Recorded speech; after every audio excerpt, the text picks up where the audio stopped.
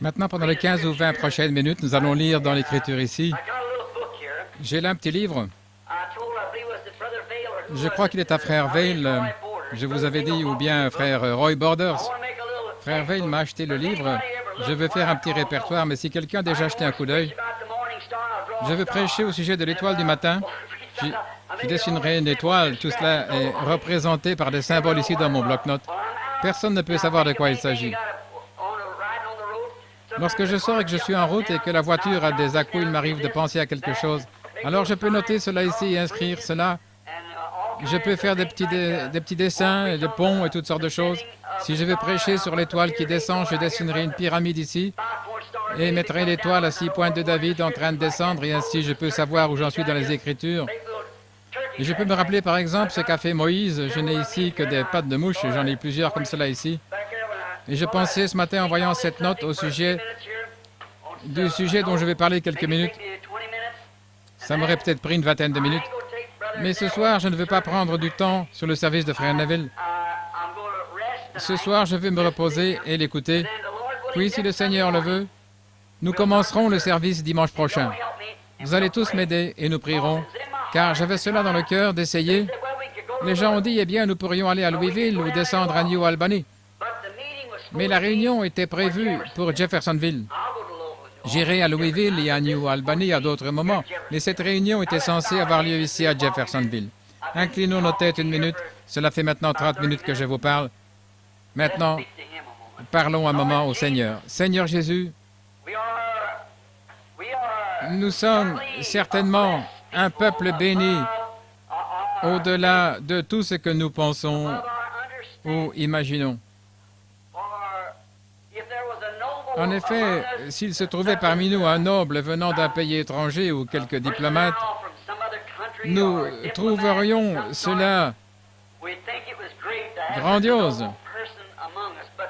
Mais aujourd'hui, nous avons le don, le Dieu du ciel, qui est non seulement parmi nous, mais en nous, habitant et vivant sa vie au travers de nous. Et nous sommes tellement reconnaissants pour cela, Seigneur. C'est bien sûr quelque chose qui est au-delà de notre entendement. Nous avons parlé de ces services, de ce voyage en Afrique et de ces choses que nous avons essayé d'organiser pour ces quelques jours ici, en Indiana.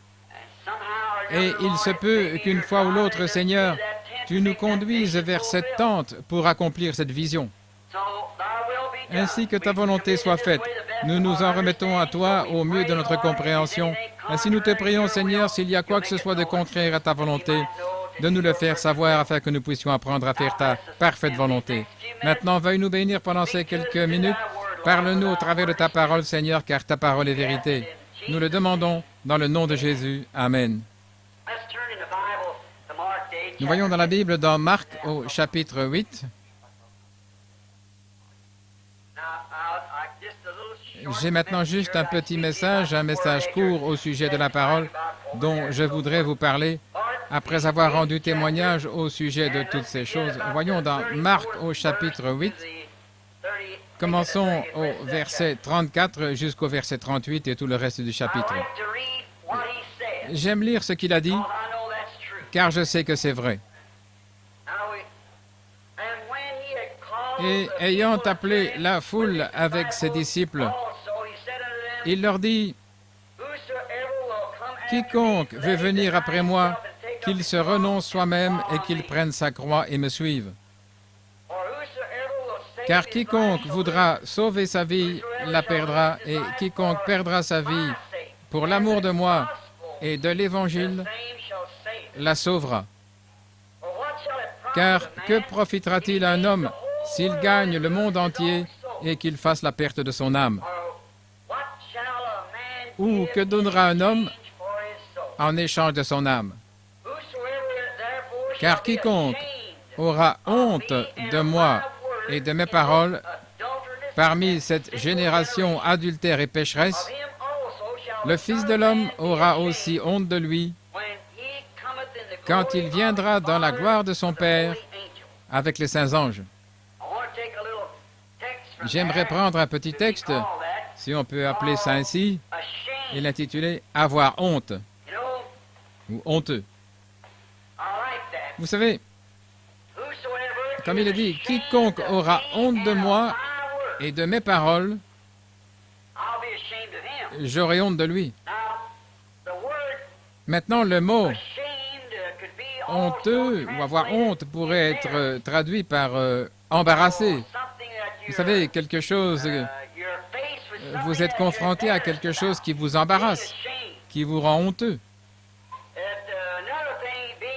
Autre chose, le fait d'être honteux, ça montre que vous n'êtes pas sûr de ce que vous dites.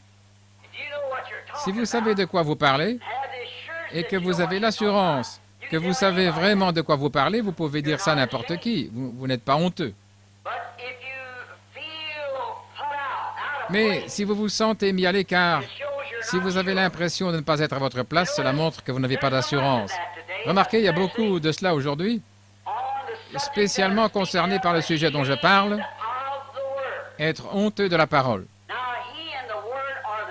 Maintenant, lui et la parole sont une même personne. Au commencement était la parole était avec Dieu, la parole était Dieu, et la parole devint chair et habita parmi nous. Il est le même hier, aujourd'hui et pour toujours.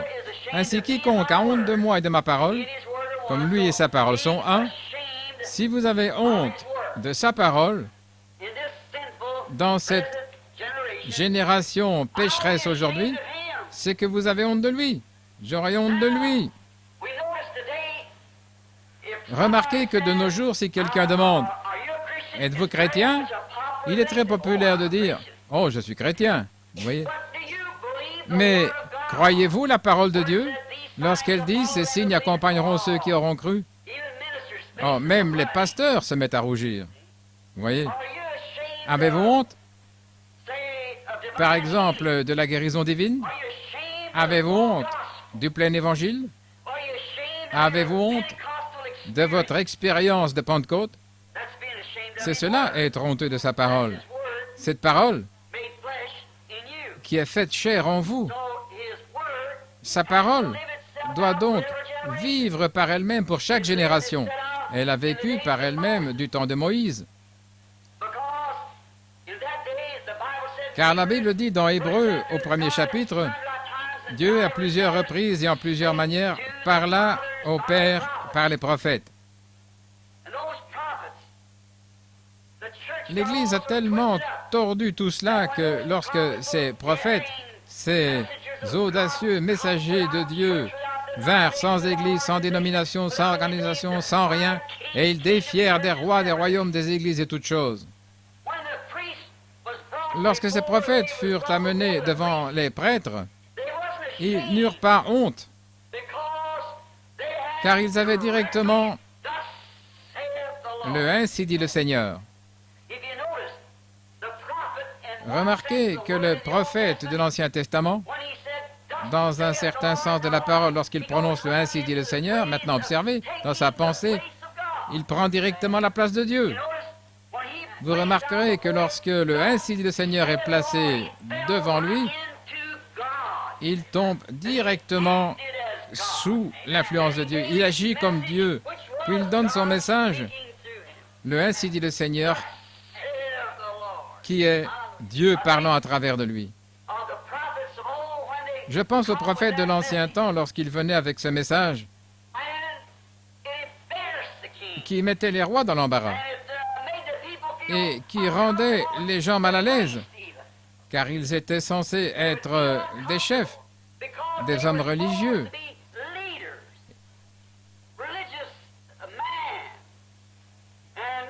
Et lorsque la parole jaillissait comme cela, elle les exposait. Et ils se sentaient mal à l'aise, ils avaient honte. Et combien de fois aujourd'hui, trop souvent, avons-nous entendu dire « Je suis chrétien ». Avez-vous reçu le Saint-Esprit depuis que vous avez cru? Oh, vous voyez, cela les met dans l'embarras. Quelqu'un a dit un jour, faites-vous partie de ce groupe là-bas qui pousse des cris et croit en tout ce fatras de guérison divine? Souvent, les chrétiens reculent. Ils veulent bien dire qu'ils font partie d'une dénomination. Je suis baptiste, presbytérien, je suis luthérien. Ils n'ont pas honte de ça. Mais lorsqu'il s'agit d'être un chrétien qui peut prendre la parole de Dieu telle qu'elle est, alors ils ont honte. Je n'appartiens à aucune dénomination. Vous voyez, ils ont honte de dire ça. Ils doivent être comme le reste du monde, représentés par quelque organisation. C'est tout récemment que nous en sommes arrivés à cela, du temps de Luther. Si vous reconnaissez que vous étiez luthérien, disciple de Luther, cela pouvait signifier que vous alliez être tué par l'Église catholique. Du temps de Wesley, si on apprenait que vous aviez défié l'Église anglicane en annonçant que vous étiez un méthodiste, vous pouviez subir la peine de mort par les anglicans. Du temps des pentecôtistes, c'était presque une honte de dire que vous étiez pentecôtiste, car on avait vite fait de vous taxer de fanatique ou de parleur en langue ou quelque chose ainsi. Maintenant, ils se sont organisés et se sont directement associés au reste du groupe. Maintenant, lorsque le temps viendra où nous serons appelés à sortir et que vous n'appartiendrez à aucune, il est très populaire de dire « je suis pentecôtiste ou presbytérien, luthérien », mais quand sera-t-il lorsque viendra le temps où vous devrez lutter pour la parole? Je n'appartiens à aucune organisation. C'est embarrassant. Jésus a dit « si vous avez honte de moi, alors j'aurai honte de vous ». Pourquoi aurait-il honte de vous? Parce que vous prétendez lui appartenir, mais que vous ne voulez pas le suivre. Imaginez que je dise « ce petit garçon, c'est mon fils », et qu'il se mette à tourner là autour en disant « qui? Moi? Votre fils? Mais pour qui me prenez-vous » Cela me mettrait dans l'embarras s'il était vraiment mon fils. Et c'est ainsi qu'agit la soi-disant chrétienté aujourd'hui. Si vous portez le nom d'une dénomination, c'est très bien. On accepte la paternité d'une dénomination, mais lorsqu'il s'agit d'accepter la paternité de la parole de Dieu, Christ, non, ils sont embarrassés, ils ne veulent pas dire « oui, j'ai parlé en langue, oui, j'ai eu des visions, oui, je crois dans la guérison divine, oui, je loue le Seigneur, je suis libre de toute organisation, je ne suis lié à rien de tout cela, je suis un serviteur de Christ. » Oh mon Dieu, cela les met tout simplement en pièces. L'autre soir, un grand orateur est venu dans l'Assemblée des hommes d'affaires de plein évangile à Chicago. Puis-je m'arrêter juste une minute pour vous dire ceci? Vous m'excuserez. Il vous arrive souvent de penser, et je le fais aussi, que ces choses dont nous parlons, la vérité de la Bible, n'atteignent pas les gens. Et pourtant, elles le peuvent. Parfois, les gens vont se cabrer contre cette vérité, mais ils ne le font pas intentionnellement. C'est parce qu'ils essaient de trouver votre position. L'histoire qu'il racontait était celle de ce groupe d'ivrognes qui prétendait que le christianisme n'existe pas. Un des hommes dit « Moi, je connais une personne chrétienne, c'est ma femme. » Les autres disent « Nous ne croyons pas. » Il dit « Venez, nous agirons comme lorsque nous sommes réellement ivres. » Ils allèrent à la maison et agirent de la pire manière qu'ils le pouvaient. Ils lui demandèrent de cuire des œufs, puis les jetèrent par terre en disant « Est-ce ainsi que tu as appris à cuire mes œufs? » Et ils allaient et venaient dans la maison. Puis ils allèrent dans l'autre pièce et se jetèrent sur une chaise. Ils entendirent quelqu'un qui balayait sans dire un mot et chantonnait simplement en disant « Jésus doit-il porter seul la croix pour que le monde entier soit libre? Il y a une croix pour chacun et il y a une croix pour moi. Et c'est cette croix consacrée que je veux porter jusqu'à ce que la mort me délivre et que je retourne à la maison pour porter une couronne. » Ce vieil ivrogne dit alors « Qu'est-ce que je vous avais dit? C'est une chrétienne, dirent-ils, vous voyez. Il la mettait simplement à l'épreuve. Je me suis aperçu que le monde vous met parfois à l'épreuve. Je n'aurais jamais pensé que cela puisse arriver. Mais samedi dernier, ou plutôt c'était dimanche soir, ce grand orateur, je n'aime pas donner le nom des gens, mais il essayait de travailler exactement dans le sens contraire. J'essaie de garder les gens hors de ce mouvement œcuménique, et cet homme essaie de les y faire entrer. Il parle donc aux hommes d'affaires chrétiens qui ont eu, je crois, leur réunion à Chicago. Je pensais être Afrique à ce moment-là, et c'est pourquoi je n'ai pas pu y participer. Cet homme s'est levé et a dit « Le plus grand mouvement, la plus grande chose qui ait jamais existé sur la terre, toutes les églises retournent à l'Église catholique dans le mouvement œcuménique, et les catholiques recevront le Saint-Esprit. » Quel piège du diable! Et ce dirigeant, frère Shakarian, président de l'Association internationale des hommes d'affaires chrétiens, s'est levé et a dit après que l'autre homme se soit assis. Ce n'est pas ainsi que nous avions entendu la chose. Frère Branham nous a dit que ce mouvement œcuménique nous conduirait tous à la marque de la bête. Et il s'installa sur la plateforme. Cela conduira à la marque de la bête. Nous sommes enclins à croire que ce qu'il dit est la vérité. Suivez votre chemin. Combien aimerait entendre Frère Branham venir vous montrer le véritable aspect de cette chose? Levez la main. Et quelque chose comme 5000 personnes s'écrièrent qu'ils viennent pour un jour. Un seul jour. Frère Carl Williams m'appela et dit, Frère Branham, mon ami, j'ai parcouru toute cette foule jusqu'à ce que mes mains soient remplies de billets de $100 pour que vous ayez votre billet aller-retour jusqu'ici. Juste pour un jour. Vous voyez, ces gens, cette parole s'enfonce parfois là où nous n'y penserions pas. Vous voyez, peu importe que le monde soit contre cela, que la dénomination soit contre cela, Dieu l'a authentifié comme étant la vérité. Lorsque cette heure glorieuse finira par sonner, il se passera des choses auxquelles nous n'aurions peut-être pas songé. Oui, si vous êtes dans l'embarras, cela montre que vous n'êtes pas sûr de vous. Vous feriez donc mieux de ne pas vous mettre à discuter le sujet si vous savez que vous allez avoir honte. Vous feriez mieux de n'en pas discuter, de vous tenir à l'écart. Mais comment un homme rempli du Saint-Esprit, un homme dont le cœur est rempli de la puissance de Dieu et de l'amour de Dieu, peut-il parler à quelqu'un pendant quelques minutes et ne rien mentionner au sujet de l'amour qui est dans son cœur? Il y a quelque chose qui doit se passer qui fait que vous ne pouvez pas faire cela. Il doit s'agir de ce jour mauvais dont parlait Jésus. Les gens ont honte de la parole et de l'Esprit de Dieu qui agit en eux. Mais lorsque la vérité est clairement révélée aux gens, c'est alors Dieu lui-même qui se révèle au travers de la parole. N'importe qui peut avoir tant de prétentions que c'en est horrible. De nos jours, les gens ont toutes sortes de prétentions.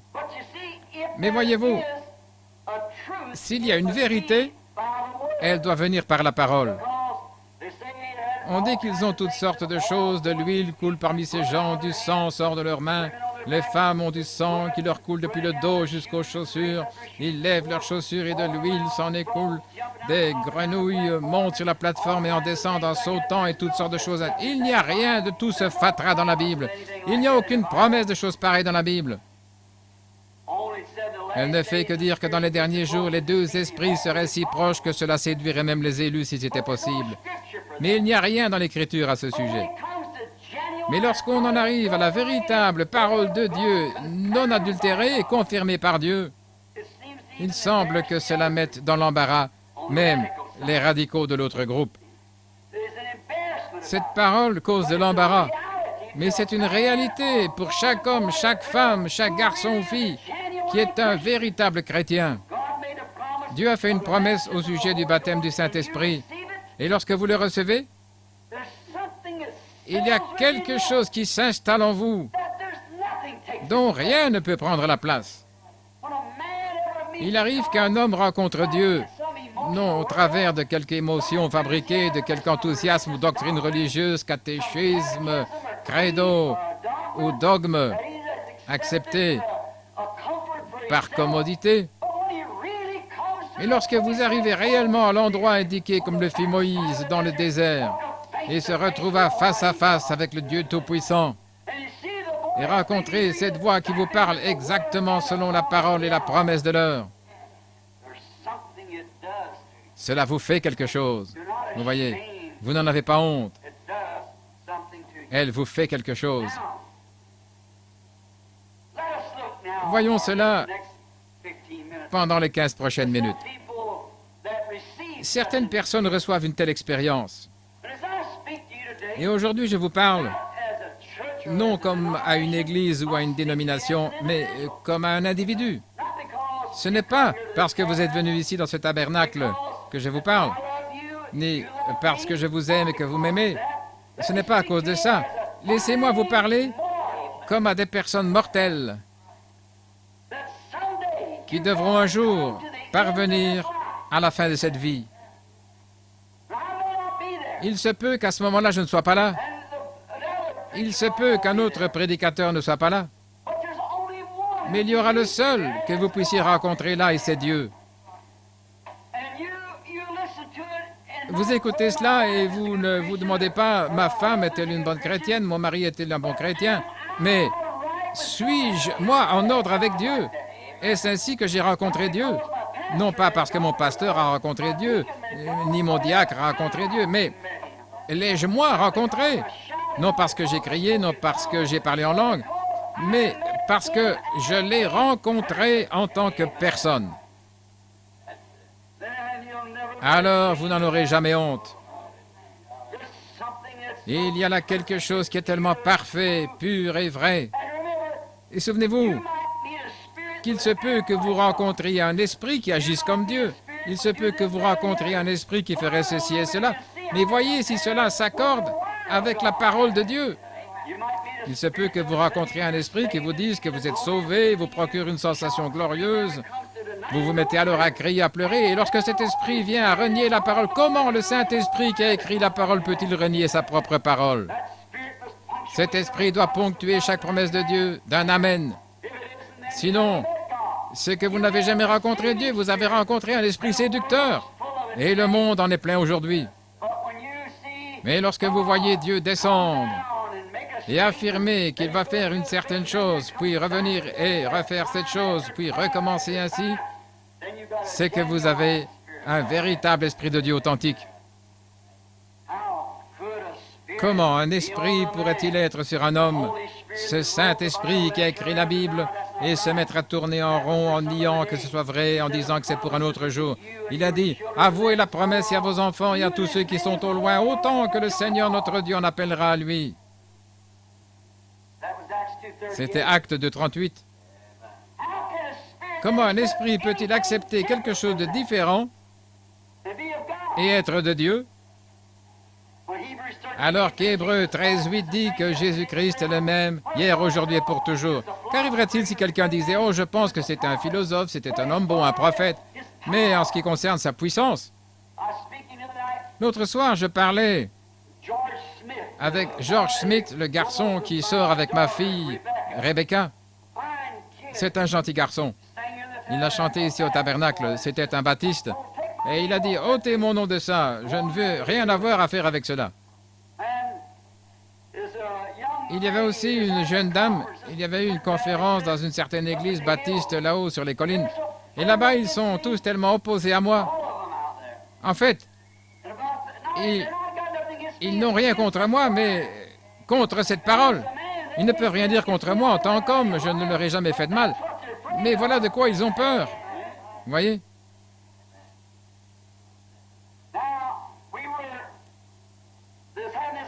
Il y avait donc cette réunion là-bas, et un missionnaire devait venir pour les 3 derniers soirs de cette grande convention qui avait lieu là-haut sur les collines, parce qu'il y fait plus frais. Il arriva que le missionnaire se leva et en vint à parler de Marc 16.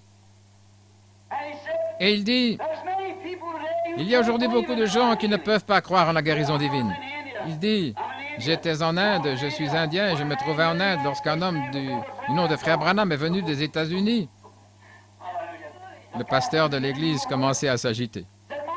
Et le missionnaire dit, ma femme se mourait du cancer, et j'étais aveugle ou quelque chose comme ça. Frère Branham a prié pour l'un de nous et a fait venir l'autre devant l'auditoire. Il ne connaissait même pas notre langue. Il a invoqué la puissance de Dieu. Puis cet homme a dit, nous voici guéris. Eh bien, ils ont essayé de le faire taire, mais ils n'ont pas réussi. Cela s'est passé pendant leur propre convention. Ensuite, ils ont même nié qu'il se soit passé quoi que ce soit. Il y avait même la sœur de ce garçon.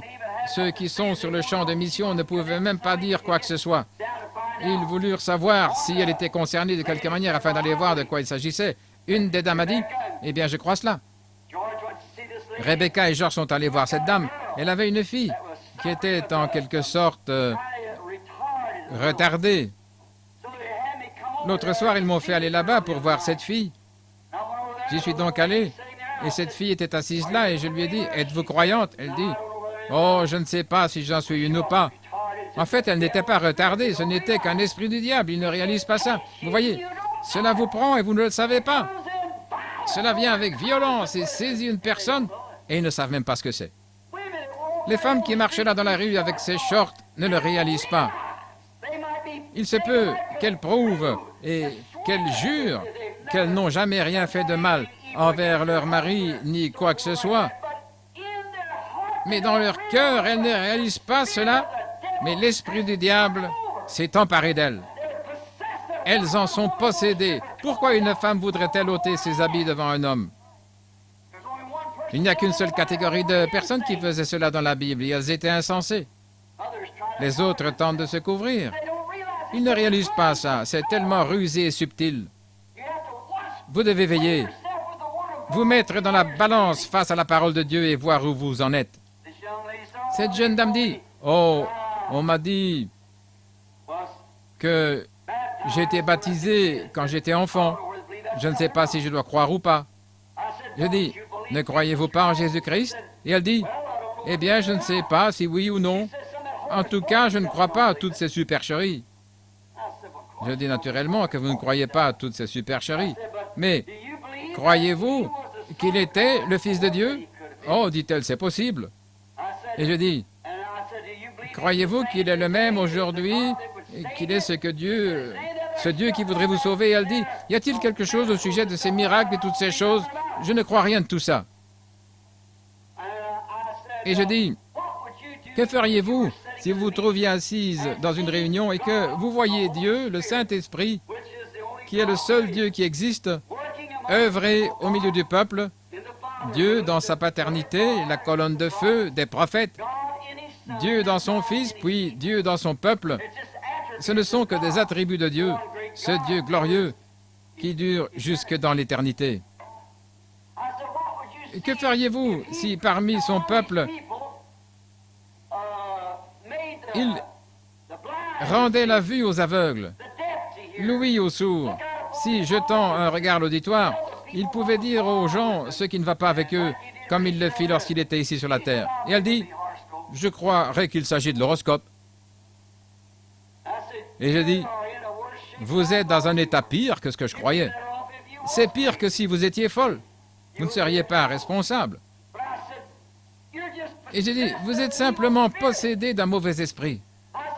Quand Jésus a parlé à la femme au puits au sujet de son mari, quand il regarde les gens et qu'il perçoit leurs pensées, appelleriez-vous ça l'horoscope? Vous voyez, tellement embobiné dans une dénomination, s'il y a quelque chose de contraire à ceci, c'est faux.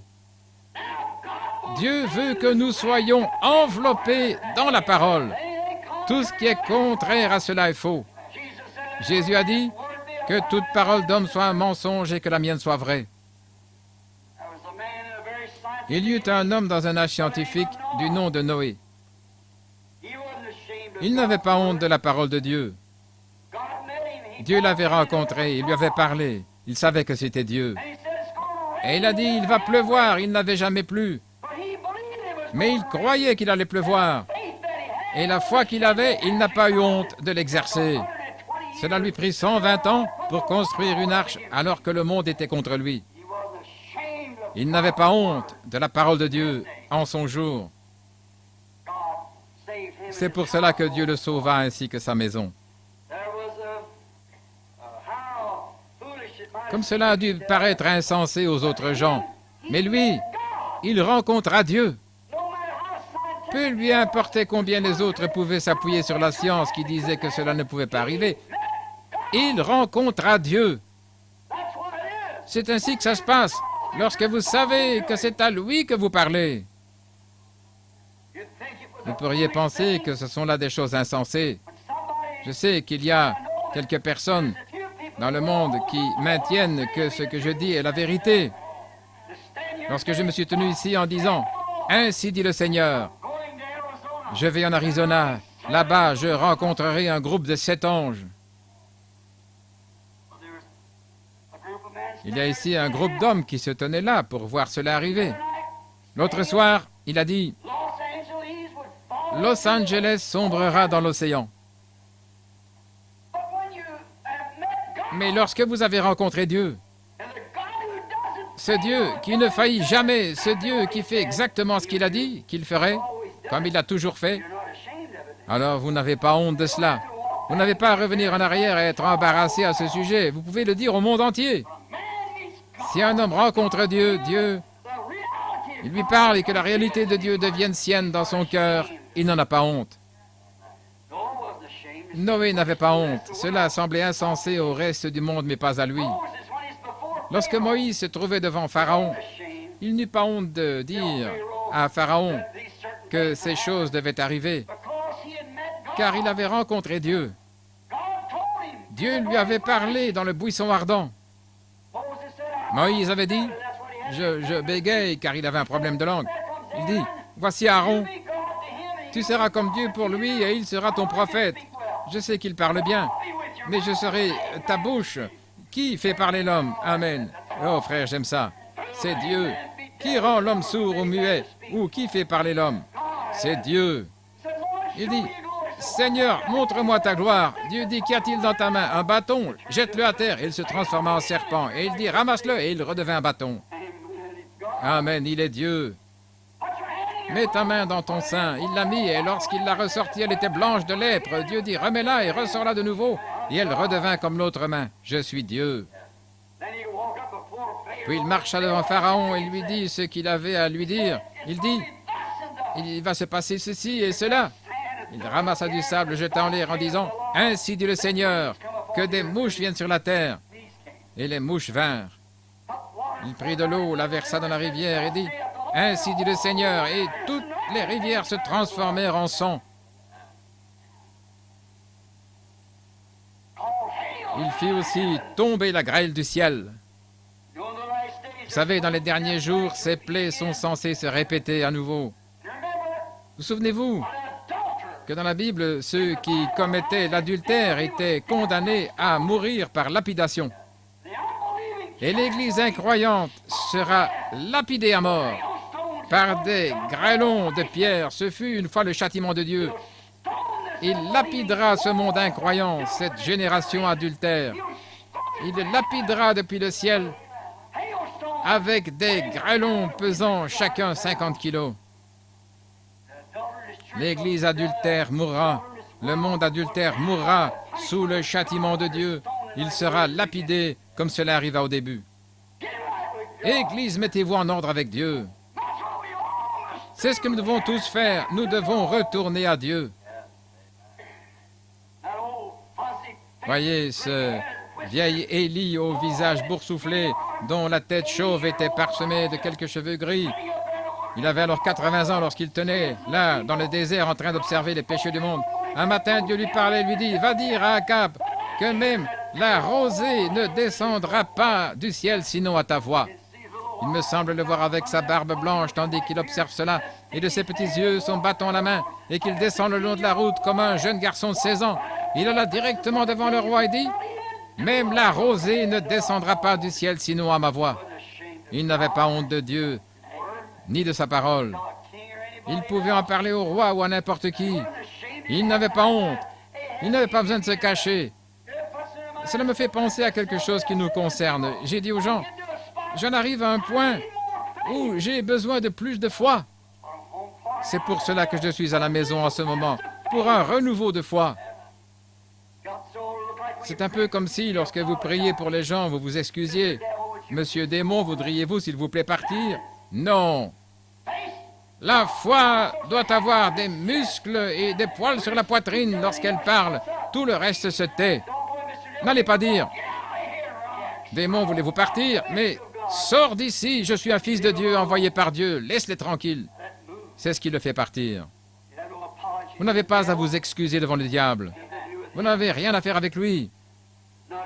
Vous n'avez pas honte de la parole de Dieu, pas honte de la commission, pas honte de ce que vous êtes. La seule chose dont j'ai honte, c'est d'être un Branham. C'est ma naissance terrestre. J'ai honte de mes manquements. Mais en tant que son serviteur, je n'ai pas honte. Je n'ai pas honte de sa parole. Je suis toujours prêt à donner une réponse, que ce soit à des dénominations, à des rois, à des potentats ou qui que ce soit. C'est à cela que Dieu nous appelle. Moïse marcha devant Pharaon. Il n'avait pas honte de lui dire qu'il ne ferait pas de compromis et qu'il emmènerait les siens pendant autant de jours dans le désert. Pharaon dit, les enfants et quelques-unes des femmes resteront. Moïse dit, nous irons tous, il ne restera pas un seul sabot en arrière, nous prendrons notre bétail à tout le reste. Il n'avait pas honte. Pourquoi? Il était entré dans la lumière de la délivrance. C'est la raison pour laquelle un homme ou une femme qui est malade ou qui a un problème quelconque et qui entre dans la présence de Dieu en sachant que Dieu l'a guéri, pénètre dans la lumière de la délivrance. Il ne fait aucun compromis sur quoi que ce soit. La délivrance est dans son cœur, car il a rencontré Dieu. Il a dit, « Je suis le Dieu d'Abraham, qui a donné la promesse à Abraham, et le temps de la rédemption, de la délivrance est proche. Je t'envoie là-bas pour les faire sortir. » Y a-t-il de quoi s'excuser? Pharaon aurait pu le tuer, Moïse n'était qu'un homme. C'était un esclave. Pharaon aurait pu le tuer, mais Moïse n'avait pas honte de la parole. Il n'est pas venu s'agenouiller devant Pharaon et l'implorer. Il a dit, « Je suis venu les emmener. » Pharaon a dit, « Eh bien, tu ne peux pas les emmener. » Moïse dit, « Très bien. Il y aura alors tant de puces sur la terre que vous aurez de la peine à vous frayer un chemin. » Et c'est ce qui arriva. Moïse dit, « Très bien. Te repens-tu à présent? » Pharaon dit, « Eh bien, vous pouvez aller tant de jours dans le désert. » Moïse dit, « Alors les mouches viendront. » Amen. Il dit, l'obscurité viendra, et l'obscurité fut telle qu'ils ne pouvaient se voir les uns les autres. Finalement, ce fut la mort qui vint. Depuis Pharaon jusqu'aux serviteurs, le fils aîné de chaque famille mourut. Moïse ne s'excusa auprès de personne. Il était fils d'Abraham, né dans l'Esprit de Dieu, commissionné par Dieu. Il était le message de Dieu. Il devait descendre et faire sortir ces gens. Eh bien, Dieu est capable de faire venir ces mêmes choses en cette heure pour faire sortir une épouse de l'Église.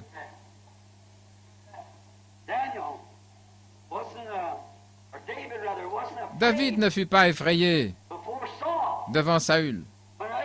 Alors que tout le monde avait peur de Goliath là-bas, il n'eut pas peur de monter et de dire, « Votre serviteur, ce n'était qu'un jeune homme au teint rosé. » Il dit, « Votre serviteur gardait les moutons de son père. Lorsqu'un ours est entré et a emporté un de ses moutons, je l'ai poursuivi jusque dans le désert, je l'ai tué avec cette fronde. Un lion est entré. Oh mon Dieu, un lion!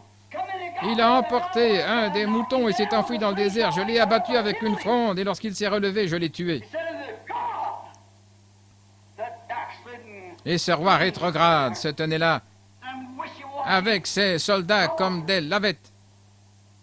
Il prétendait servir le Dieu du ciel et laisser ce Philistin incirconcis rester là-dehors en défiant les armées du Dieu vivant.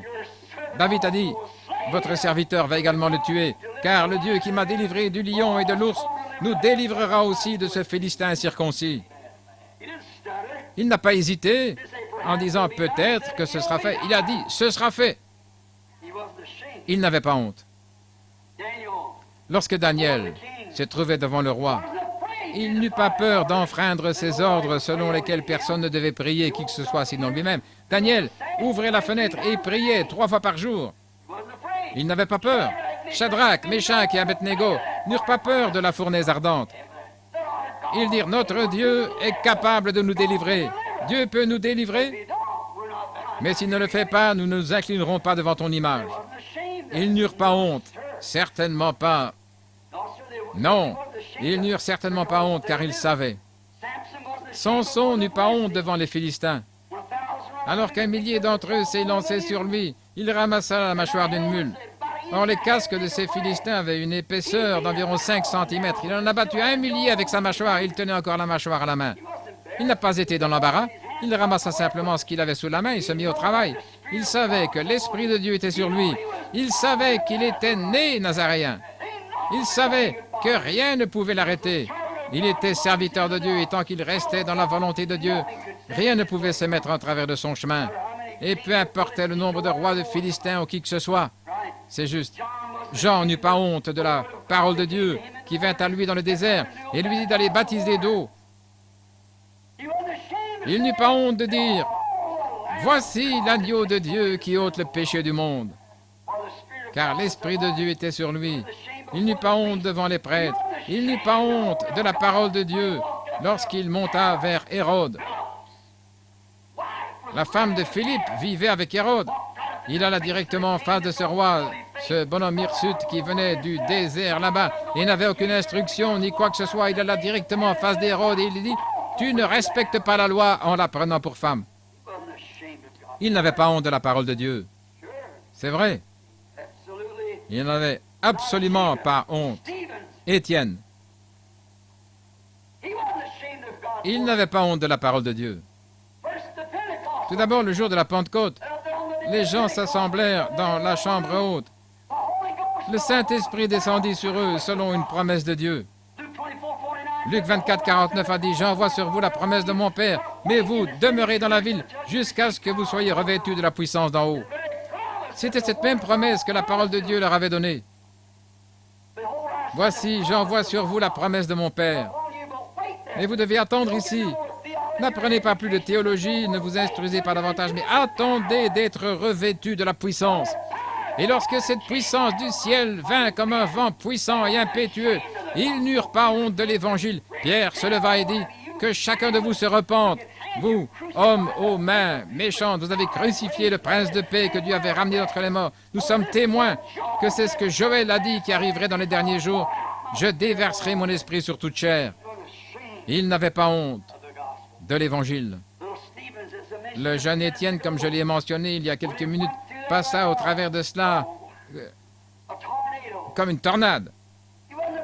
Il n'était pas prédicateur, simplement un diacre, mais il rendit partout témoignage de la résurrection. Il avait rencontré Dieu.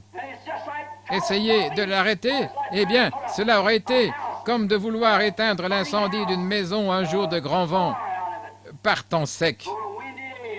Alléluia. Chaque fois que le vent souffle, il rallume un autre feu.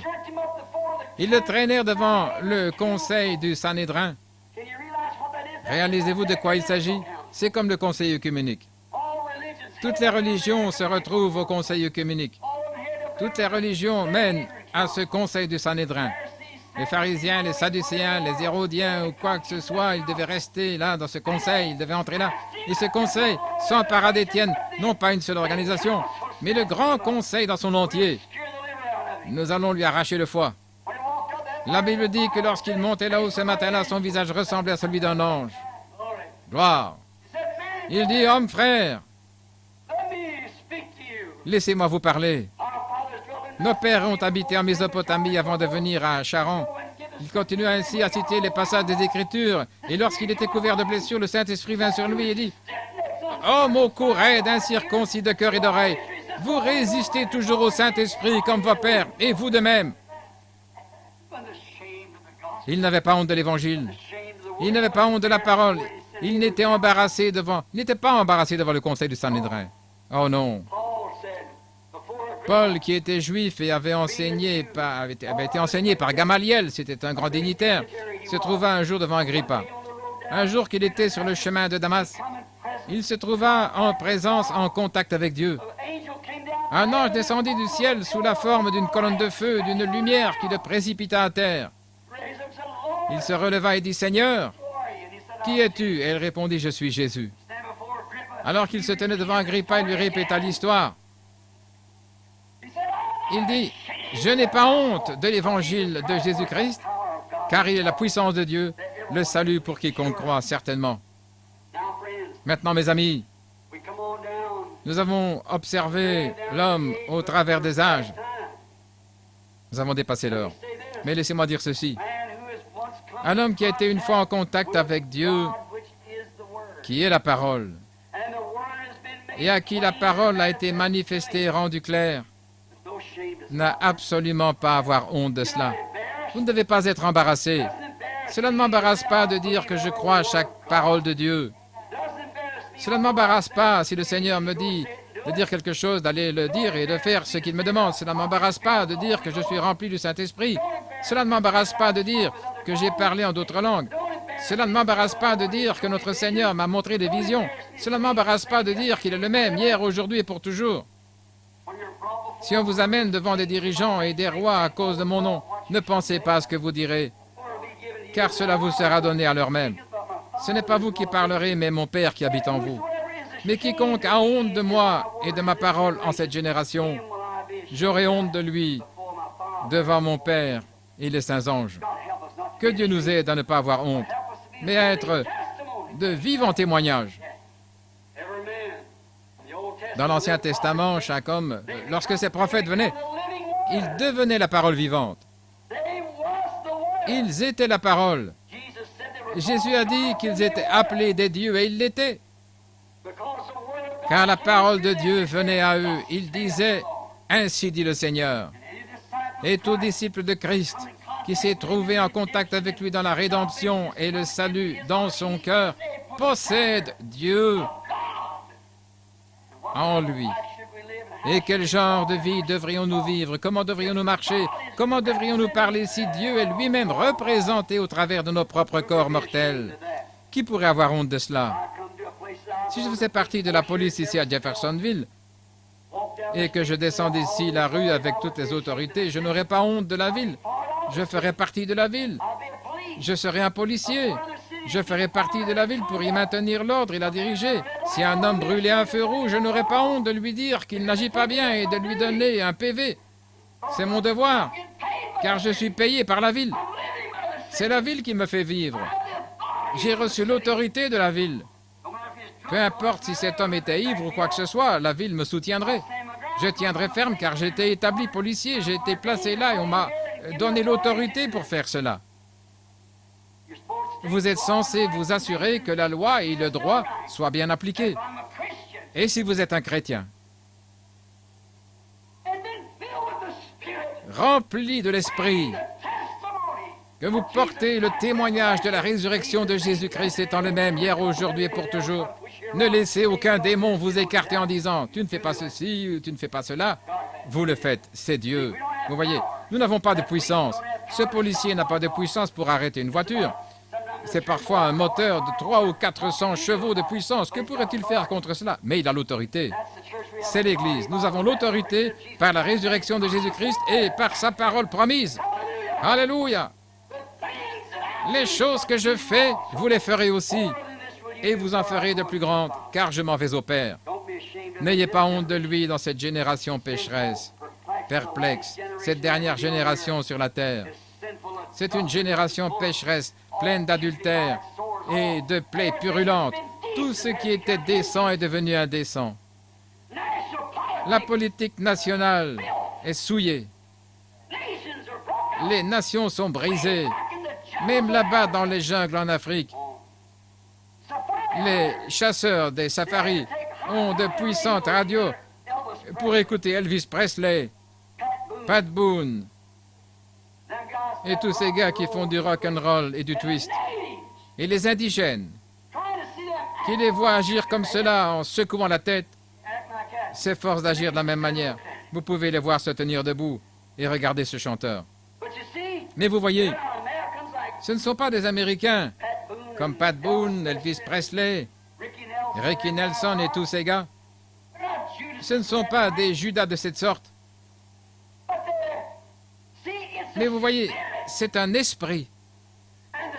Et cet esprit ne se trouve pas seulement en Amérique. Il s'est répandu dans le monde entier pour préparer la bataille d'Armageddon. Ils n'avaient pas l'habitude d'agir ainsi, simplement par le fait qu'un seul homme a commencé cela. Cette vulgarité, cette saleté s'est répandue sur toute la terre, sur toute nation, quelle qu'elle soit. Et ça a commencé avec un homme. De même, l'Évangile et la puissance du Dieu Tout-Puissant se sont répandus tout autour du monde. Et le temps de la séparation est en train de s'établir. Dieu appelle une épouse et le diable appelle une église. Que je fasse partie de l'épouse. Prions. Oh Dieu bien-aimé, nous voyons l'Écriture sur la muraille. Nous en sommes au temps de la fin. Nous savons que de grandes choses restent encore à faire. Pourtant, quelque part, en dehors de ce gâchis, se trouvent encore d'honnêtes gens qui ont été appelés à la vie. Il serait impossible qu'un homme ou deux le fasse. mais permets, ô Dieu, que tous ensemble, nous puissions répandre dans chaque coin la bonne nouvelle selon laquelle Jésus vient. Puissions-nous répandre un peu de pain sur le chemin, un peu de parole. Partout où sont les aigles, ils suivront cette nourriture. Qu'elle vienne par des cassettes, par la parole ou par un témoignage, les aigles la suivront jusque dans son quartier général, car il est écrit, là où se trouve la carcasse, là s'assembleront les aigles. Jésus bien-aimé, nous savons que tu es la carcasse que nous mangeons, tu es la parole. Et la parole a été faite chair et habita parmi nous. Nous te prions, ô Dieu, que lorsque nous dispersons la parole, les véritables aigles la trouveront. Fais en sorte que nous n'ayons pas honte lorsque nous nous tenons devant les gens méchants, indifférents, religieux ou quoi qu'ils soient. Comme Paul le disait à Timothée, soyons prêts en temps et hors de temps, reprenant, réprimandant avec toute la patience de la doctrine, car le temps vient où ils ne supporteront plus la saine doctrine, mais chercheront leur propre convoitise, ayant des oreilles qui les démangent, ils s'établiront des docteurs qui se détourneront de la vérité vers des fables. Ô Dieu, nous vivons en ce jour. Tu m'as laissé vivre assez longtemps pour voir cela arriver, comme cela a été écrit dans la pierre angulaire de ce tabernacle il y a 33 ans aujourd'hui. Que Dieu bénisse chacun ici. Il se peut, Seigneur, qu'il y en ait qui ne sont pas encore prêts à te rencontrer, parce qu'ils ne peuvent tout simplement pas être en accord avec ta parole, parce qu'ils ne t'ont pas rencontré face à face, non au moyen d'un acte quelconque, ou en acceptant un credo ou quoi que ce soit, mais parce qu'ils ont rencontré le Dieu vivant. S'ils n'ont pas fait cela, Seigneur, puissent-ils le faire juste maintenant? Je crois qu'à cette heure, tu es très proche. Je ne sais pas qui ils sont. Je ne sais même pas s'il y en a, mais je me sens simplement conduit à te prier. Non afin que les gens m'entendent, car ce serait hypocrite. Loin de moi cette idée, ô Dieu, je ne veux pas être un hypocrite, mais je prie avec sincérité dans mon cœur, afin que quelle que soit la personne à qui tu as parlé ce matin, elle puisse humblement et sans avoir honte te recevoir au plus profond de son cœur, afin qu'elle puisse venir ce soir et être baptisée dans le nom de Jésus-Christ et suivre chaque parole. Si ces personnes ont été baptisées de manière différente, si elles ont été aspergées, arrosées, souviens-toi, Seigneur, que tu as dit, quiconque ôtera un mot de ce livre ou y ajoutera un mot, sa part sera retranchée du livre de vie. Même si cette personne essaie de venir inscrire son nom sur le livre, cela ne marchera pas. Il faut être sincère et humble. Maintenant, ils sont entre tes mains, Seigneur. Tu agis avec eux comme tu le juges, car ils sont à toi. Au nom de Jésus-Christ, le Fils de Dieu. Maintenant, tandis que nos têtes sont inclinées, je veux que vous pensiez sérieusement à cela. Tout d'abord, je m'excuse pour les quelques 15 minutes de retard. Nous voulons maintenant fredonner un cantique afin que vous puissiez simplement penser dans votre cœur, ai-je réellement rencontré Dieu? Pensez-y vraiment sincèrement, car il n'y aura plus beaucoup d'occasions. Il se peut que ce soit maintenant la dernière fois que nous nous rencontrons avant sa venue. C'est très proche, mes amis. Il semble que chaque écriture soit sur le point de s'accomplir. Cela peut être pour vous ou pour moi. Il se peut que ce soit notre dernière chance. Il se peut qu'avant cette nuit, nous soyons partis. J'irai avec lui tout le long du chemin.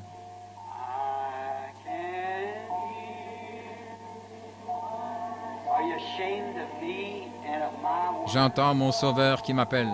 Avez-vous honte de moi et de ma parole?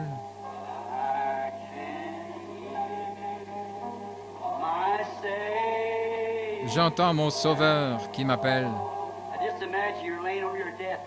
Imaginez simplement que vous êtes à présent sur votre lit de mort.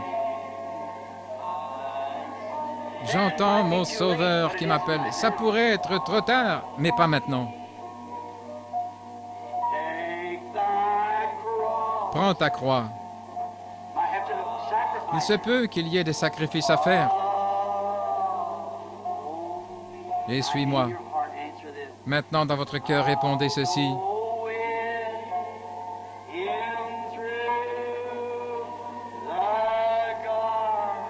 J'entrerai avec lui dans le jardin.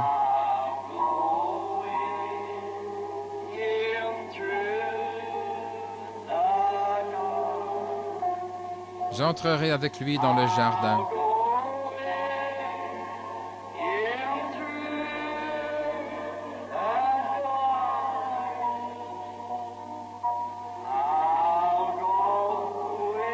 J'irai avec lui. Avec lui. Tout le long du chemin. Maintenant, tandis que nous avons nos têtes inclinées, élevons simplement nos mains et disons, j'irai avec lui au travers du jugement. C'est ce qui va arriver maintenant. Il nous juge. Seigneur, me trouves-tu coupable? Alors pardonne-moi. Au travers de son jugement. Comment me juges-tu ce matin, Seigneur? Avec lui, au travers du jugement. Éprouve-moi, Seigneur, afin de voir s'il y a quoi que ce soit d'impur en moi. Avec lui, tout le long du chemin. Père, ce matin, nous te remercions pour toutes ces mains. Je n'ai pas pu voir une seule personne, mais j'ai vu qu'elles avaient levé les mains, toutes ces personnes. Je te remercie, Seigneur. Il n'y en a aucun qui n'ait pas levé la main. Ils sont prêts à passer au travers du jugement. Juge-nous, Seigneur, et s'il y a quoi que ce soit de faux en nous, pardonne-nous, Père. Donne-nous ta miséricorde, car nous ne voulons pas rencontrer ton jugement si la grâce n'est pas présente. Comme la grâce est présente maintenant, nous te prions, ô Dieu, de nous juger et de nous pardonner nos péchés, selon ta parole et ta promesse. Fais en sorte que nous puissions vivre pour toi tous les jours de notre vie et que nous ne puissions pas avoir honte de l'Évangile. Maintenant, Père, si c'est ta volonté, nous commencerons directement avec 3 dimanches de rencontre. Prépare nos cœurs pour cela, Seigneur. Prépare-moi, ô Dieu. Je suis celui qui a tellement besoin de toi. Je te prie de me guider et de me diriger dans les choses que je devrais dire et faire dans ces jours à venir. Guide et dirige notre précieux frère Neville, qui est un de tes vaillants serviteurs, Seigneur, et aussi frère Mann, et les diacres de l'Église, des administrateurs, et toutes les personnes qui sont assemblées ici.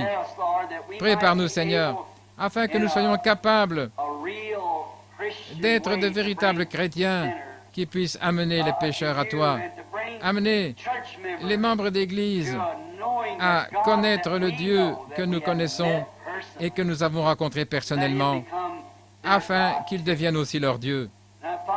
Maintenant, Père, cela nous ne pouvons pas le faire, nous ne pouvons pas les envoyer, mais toi, Esprit Saint, tu te meus sur les gens, sur les membres d'Église. C'est comme pour la petite expérience que j'ai eue l'autre matin avec toi. Va chercher une épouse pour mon fils. Prends-la parmi le peuple, parmi les églises, pour faire sortir cette épouse. Laisse-moi prier maintenant, Seigneur, afin que tu envoies Rebecca. J'essaierai d'être Eliezer. Aide-moi à être un serviteur fidèle, et puisse le Dieu du ciel envoyer son ange devant moi, devant nous, afin qu'ensemble, nous rassemblions les personnes formant l'épouse que tu as choisie. Nous le demandons dans le nom de Jésus. Je suis désolé de vous avoir gardé un peu plus tard. Cela fait environ 25 minutes de plus. 25 minutes que j'aurais dû être parti. Vous aimez ce vieux cantique? Prends le nom de Jésus avec toi. N'est-il pas beau? Cela fait maintenant 33 ans que je le chante pour congédier l'Assemblée. Lors des baptêmes d'eau, c'est « Je me tiens sur les rives tumultueuses du Jourdain ». Je pense que c'est tellement beau. Prends-le simplement partout où tu vas. Précieux nom, nom si doux, Espérance de la terre. Souvenez-vous de l'heure de la réunion.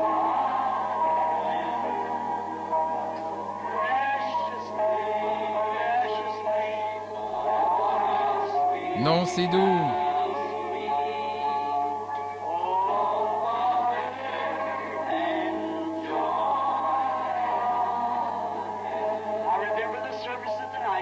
La réunion ce soir à 19h30. Chantons encore ce cantique.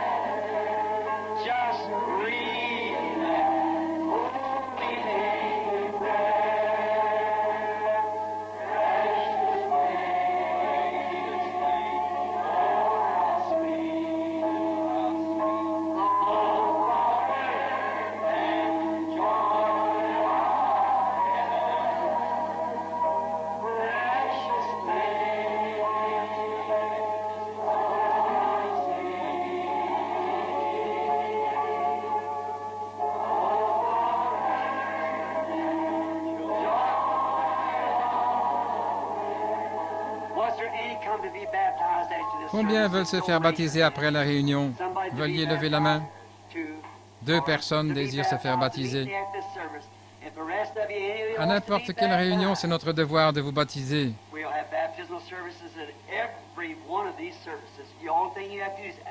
La seule chose à faire, c'est de demander. Nous sommes prêts à vous baptiser. C'est notre devoir de vous baptiser au nom du Seigneur Jésus-Christ. Et nous serions heureux de le faire n'importe quand. Allez simplement dans les pièces destinées, là, immédiatement après le service, nous continuerons tout de suite avec le baptême. Si vous êtes repenti de vos péchés, si vous avez accepté Jésus comme votre sauveur, si vous avez été chrétien depuis des années et que vous n'ayez jamais reçu la lumière de la délivrance, il est venu chercher une épouse qui doit prendre le nom. Jésus a dit, « Je suis venu dans le nom de mon Père et vous ne m'avez pas reçu. Mais si quelqu'un vient en son nom, vous le recevez. » Et ça, ce sont les dénominations. N'importe quel fils vient dans le nom de son Père. Je suis venu dans le nom de mon Père. Et quel était son nom? Quel est le nom du Père? Jésus. Il est venu dans le nom de mon Père.